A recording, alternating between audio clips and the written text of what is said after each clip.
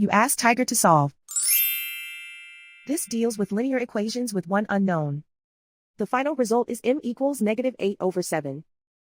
Let's solve it step by step. Simplify the expression. Expand the parentheses.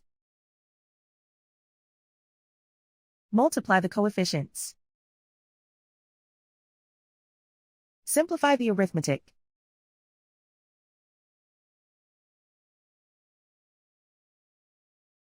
Group all constants on the right side of the equation. Subtract 16 from both sides. Simplify the arithmetic.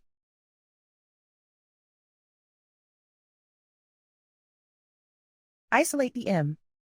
Divide both sides by 14. Simplify the fraction. Find the greatest common factor of the numerator and denominator. Factor out and cancel the greatest common factor. And so the final result is m equals -8/7.